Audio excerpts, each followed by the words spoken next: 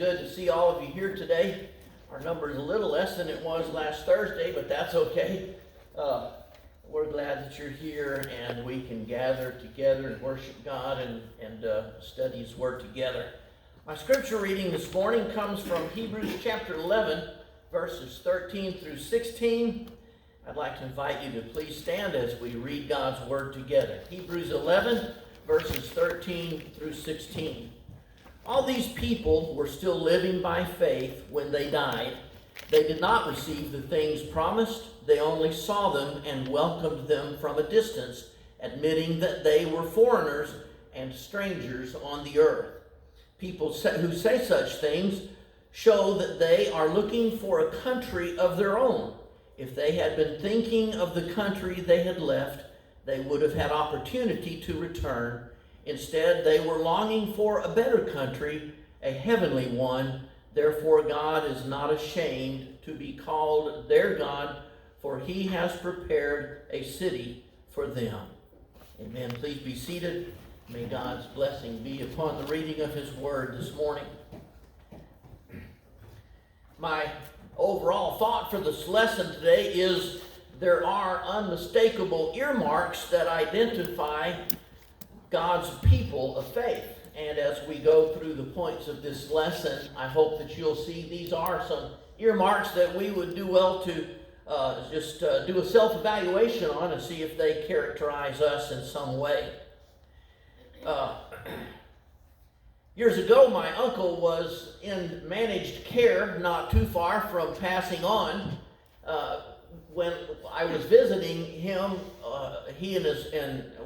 I and his wife, my Aunt Cookie, were visiting him, and the previous visit we'd had, he had struggled to try to say a thing that was intelligible, and he could not. It was all gibberish, although he certainly tried hard to straighten that out, but could not. We did not know exactly what we would encounter this day, but he seemed calm and quiet, and he was sitting up in a chair. And so we came in and sat down, and still not knowing exactly how much of the discussion he could understand and process, etc. Not long after we got there, they brought his lunch, and we were sitting there visiting while Uncle Jim was eating, and got to talking about some of the time we had spent over in Hawaii, and how beautiful, especially the island of Kauai, was. During our time there, I'd been on a helicopter ride and saw these beautiful ribbon falls coming out of the cliffs over on the west side of the island. And I commented that when I get to heaven, I'd like to go back and visit that place. And when I said that, my Uncle Jim looked up and without missing a beat says, "What did you say?" And I knew he was understanding everything, and he was completely articulate. And I told him, I said, "Well, when I get to heaven, I'd like to visit Kauai again." And he looked down as if to say, "Nonsense." But the point was that whether there's a place like Kauai or not, what I can tell you, it's going to be gorgeous. And there's nothing about heaven that's going to have anything less than what I saw on that helicopter ride. And I can depend on that. And I can look forward to that. And that gives me something concrete to put against that idea. And these people that we have read about this morning are looking for something better. The sermon title was "The People Who Speak Such Things." And obviously the idea is that they're saying something, but it wasn't so much a matter of words spoken as it was a matter of a type of life lived that acknowledged that they were foreigners and strangers here, and they looked forward to a better country. And so as we begin to look at these unmistakable characteristics of the people of faith, here's the first one: they obeyed in holy fear. Comes from verses 7 and 8, where it says, "By faith Noah, when warned about things not yet seen, in holy fear built an ark to save his family. But by his faith he condemned the world and became heir of the righteousness that is in keeping with faith. By faith, Abraham, when called to go to a place he would later receive as his inheritance, obeyed and went, even though he did not know where he was going. Well, you can imagine what it would be like. Honey, pack the bags, we're leaving. And she said, where are we going? We're moving. Where are we moving to? I don't know. But Abraham went. And that goes along with Noah building a boat out there in the middle of the desert. They weren't anywhere near an ocean, evidently not anywhere near a lake, but he was building nevertheless. And so we see that there is first this idea of holy fear, a strong sense of respect for who God is in his omnipotence, his holiness, his righteousness, and his love. If we entertain these notions about God's identity, the idea of obedience is like falling off the log. It's just what you do. It says, in fact, in Jeremiah chapter 18, that God told Jeremiah to go down to the potter's house. That's a guy that makes stuff out of clay. And so, I don't know if you've seen these potter's wheels, but I guess in modern times there's an electric motor underneath this thing that makes the wheel turn. You throw down a little moldable clay, and as it turns, then you just press the parts you want to go in. He's making a pot. And after he's gone for a little while making this pot, he doesn't like it. And so he picks it up, puts it back in the ball, and starts over. And God says to Jeremiah, I'm like that potter. You see, I'm the potter, you're the clay. And the idea is God has a right to judge his people any way he wants to, but he gives us an idea of what he expects. And he warns that if they don't turn out to be a good vessel, he may have to do some reshaping along the way. And so there is this idea of potter and clay. And I think Noah knew about that. Abraham knew about that. They understood that when God said a thing, you don't say no. Can you imagine the burning bush? And Moses goes up to it, and God says, I want you to go back to Egypt. And Moses said, no. He's been to Egypt, doesn't like it, prefers the wilderness, prefers the quietness and the sheep and a good wife, and not all of the political turmoil. No, he didn't say he did. Try to beg off. And God convinced him through a few acts that would remind him of who God was in relation to him. And so the idea of obedience is this is what's best. Yeah. Well, I don't know. Herbie, I think you used to be a pilot, right? Or still are, maybe. Do you know what a attitude indicator is? Other than something, or Gerald, you know all about it, Gerald. An attitude, I've never flown hardly at all, but I taught about it. I could read a book, and an attitude, that's what shows you how you're related to the ground. And I saved a graphic for that, and I didn't put it into the slides, but there's this little instrument. It's kind of wiggles as you wiggle the wings of the plane, and it shows the plane of the ground below you. And if you go to the right, well, it's going to show that right wing is tipped down, and you can read that and say, I'm leaning like this. Well, you might think, well, why would they need that? All you got to do is look down at the ground. But the problem is sometimes you get disoriented. And any pilot, and this is your lesson, Gerald, knows to trust your instruments and obey the instruments. Listen to the instruments and let those instruments be your guide, because there are times when you will simply be disoriented. And if you look at those instruments and say, I feel upside down, but that says I'm not, or whatever. There's other instruments, the same thing. Altitude, maybe. It's good to know where you really are. Well, that's the way it is in life. There are times when we get disoriented. There's things that just throw us off. We're off kilter, and we need to be able to trust God with the circumstances of our lives, even as a pilot, trust the instruments with the circumstances of his flight. And if we do that, we'll come out okay. But if we don't do that, we could well crash and burn. And so you see, there's an aspect of obedience that we just need to understand. That's for our good. Those instruments on the plane aren't there just to trick you up. They're there for your good. There's another verse that pertains to obeying in holy fear, and that's verse 23. By faith, Moses' parents hid him for 3 months after he was born because they saw he was no ordinary child and they were not afraid of the king's edict. I'd like to know exactly what was going on in their mind. It says they saw that he was no ordinary child. It seems to me that they saw promise in this little baby. He wasn't exactly, I've got a grandson just coming up now. Let me tell you, that is no ordinary baby. But Moses was way above that. They saw something in him that made them refuse to do what Pharaoh was demanding, and that was that all these babies be killed. And so they hid him. And how God could possibly work it out for that baby to disappear into the bulrushes and then be taken by Pharaoh's daughter and then something good come of it? No, he could just be the enemy to the Hebrews. But God worked it out.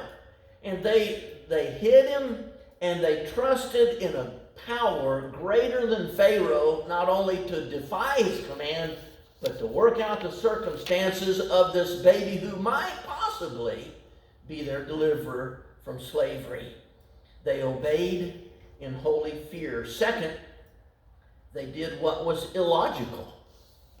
It says in verse 30, by faith, the walls of Jericho fell after the army had marched around them for 7 days. Now, I don't know about you, but if I was there along with Aaron, am I saying that right? Yeah. No, Joshua.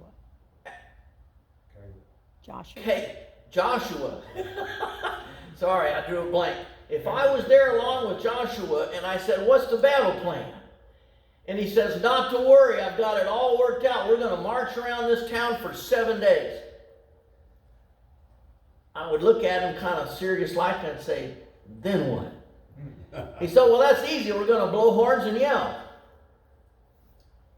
And then I would look at him again and say, then what? He said, well, the walls will fall down. Are there any other generals here today? Because that one doesn't seem like it would work out. God had a plan, and that plan worked out just fine, but it wasn't according to logic. There were other times there were some really strange battle plans in the history of Israel. They worked out because people did what God said do, and they trusted the outcome. They did what was illogical. How could you possibly plan on leaving one place and not knowing where you're moving to, but move anyway? I remember once wanting to go to Alaska on an airplane. We were looking at annual vacation time away. We were living in Hawaii, and if you're in Hawaii as military, it's a pretty simple plane ride up to Alaska, a lot more than direct, than flying all the way back to Los Angeles, and then flying around through Seattle and on up the coastline that way, which would take a long time. Well, a simple, maybe $5 a person plane ride, that covered the box lunch they would give you and everything, and I said, let's go to Alaska for our vacation. And Sherry said, what are we going to do when we get there? I'll say, we'll find out when we get there. And that was not the answer. Next time I want to go to Alaska, I'm going to look up what to do when you get there before I go to Sherry. And I know she's here, and I'm honoring a person who wants to be organized and plan ahead, and that's great. Well, you see, don't we just want to be able to do that? But following the Lord sometimes is illogical. It's not what you would naturally do. It's not the decision of natural man, but rather the spirit man. Well, they not only did what was illogical, they looked forward to the city. I know what you're thinking. What city? Well, Memphis. No, not right. Okay. They looked forward to the city. It calls it a city twice, and it calls it a country twice. Verse 10, for he, Abraham, was looking forward to the city with foundations, whose architect and builder was God. Now, I would not mind living in a city that was built by God. It's got to be a pretty nice place. You know, if you know the architect, at least you've got that much going for you. You know, a quality contractor is always to be valued. It says in Revelation chapter 21, verses 2 through 4, I saw the holy city, the new Jerusalem, coming down out of heaven from God, prepared as a bride beautifully dressed for her husband. And I heard a loud voice from the throne saying, look, God's dwelling place is now among the people, and he will dwell with them. They will be his people, and God himself will be with them and be their God. He will wipe every tear from their eyes. There will be no more death or mourning or crying or pain, for the older order of things has passed away. The other day, Gary and I were standing up here as people filed past that casket before it would be forever closed. I don't think I've ever been at a funeral where more people were struggling to not cry. And in fact, I kind of got choked up at one point my own self, because we grieve for the sadness of the death.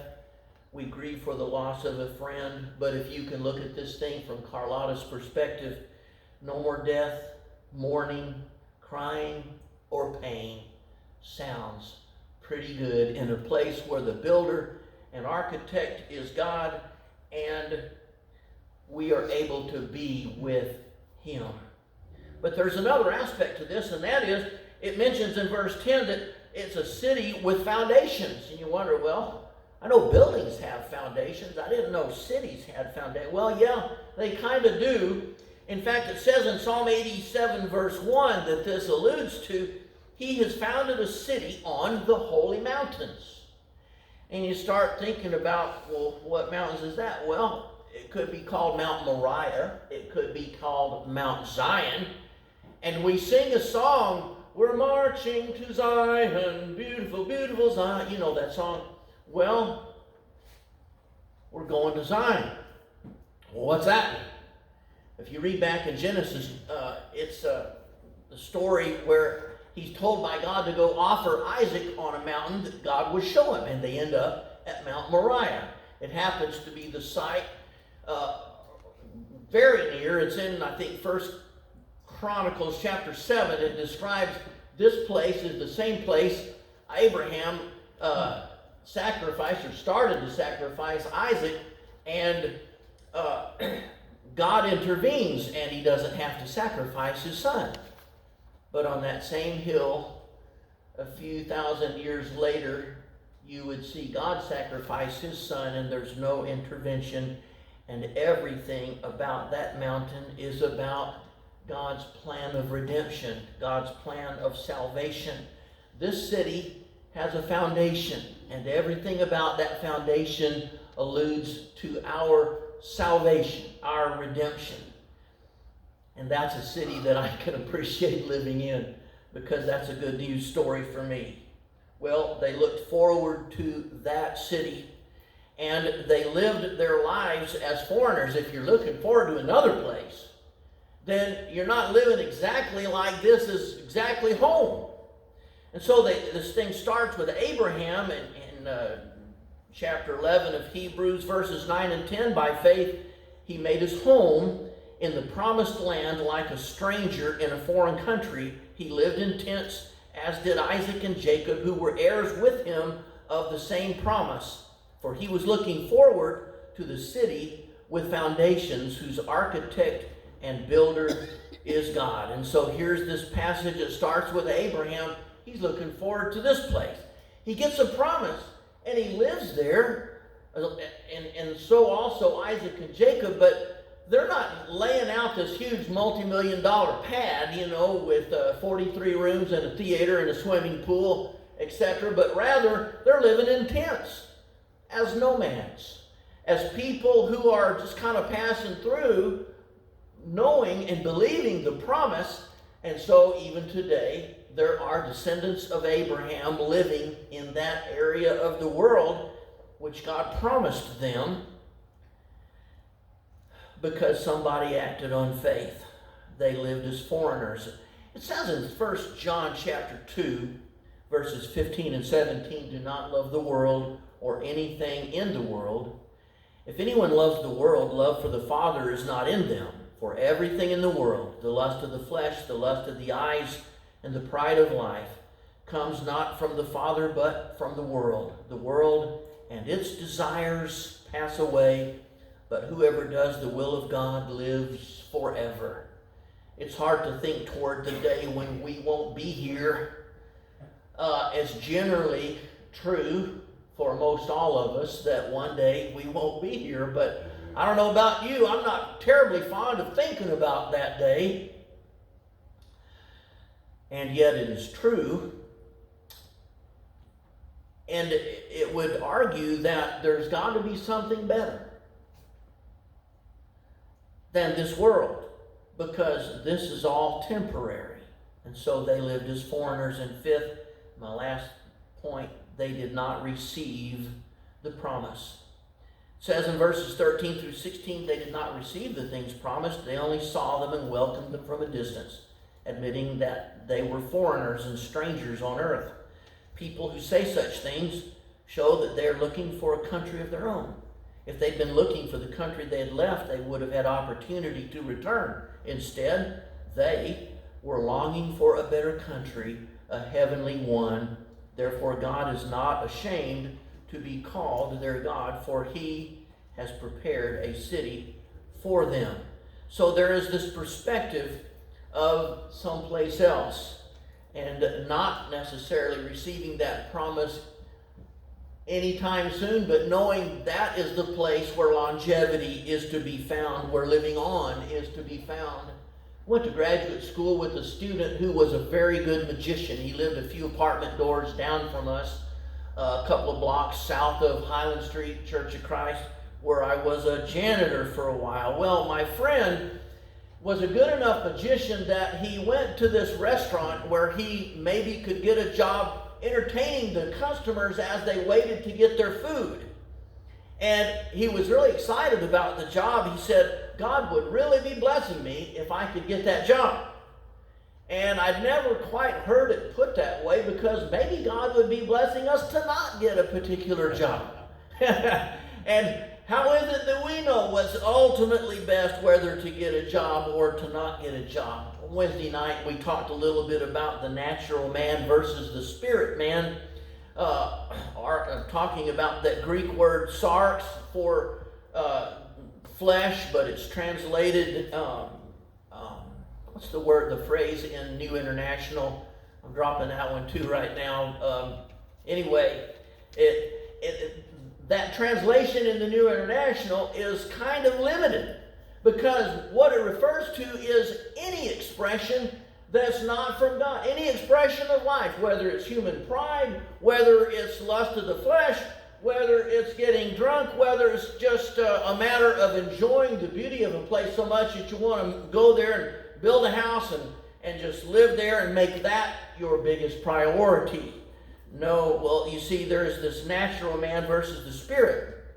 My friend who was the magician, he was a little bit more along the natural side of things. In fact, even though he was newly married, he was involved in an affair in less than a year and divorced and dropped out of graduate school altogether. It was a crash and burn story based upon a lack of trust, a lack of embracing a lifestyle that is described here in Hebrews chapter 11. So how do we decide how God can best bless us? Maybe we need to ask for his guidance about what the best blessing is. But you know, the inheritance may not be in the here and now. Can you imagine what it was like for Moses, who led these people around in the wilderness, these complainers, these groaners, around in the wilderness for 40 years, and even though he put up with all of this stuff, and they threatened his life, and they threatened to leave, and all of this, and God was pleading with God not to kill him, and he was working hard to make this thing go forward, and then he didn't get to go into the promised land. And it seems like somewhere along the way, somebody got cheated. He went up on top of Mount Pisgah, and God allowed him to look over the Jordan into this land that they would be going into, and then die.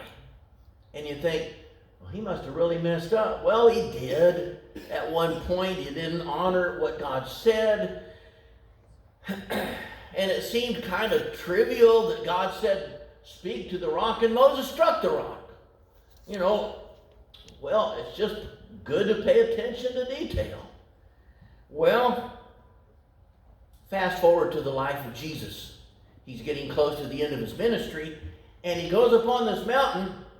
He brings Peter, James, and John with him, and guess who shows up?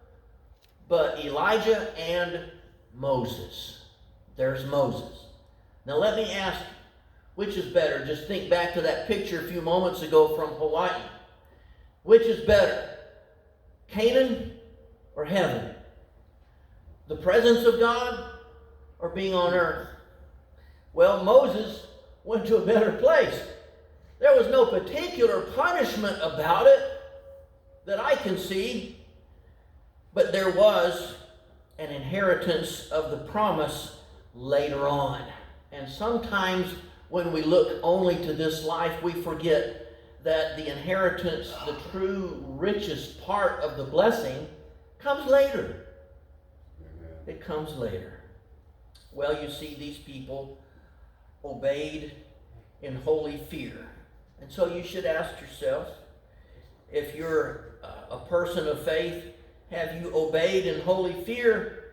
Have you done what was illogical? Have you looked forward to that city, the New Jerusalem? Have you lived as foreigners? Have you received the promise? Well, you see, I was closing everything up on my desk this morning and getting ready to leave, and I was looking for a piece of paper that I couldn't find, but I noticed this card, and God gave me this is 2 weeks in a row. My close came at the last moment. There's a card I had written out. It says from Hebrews 9:28, so Christ, having been offered once to bear the sins of many, will appear a second time, not to deal with sin, but to save those who are eagerly waiting for him.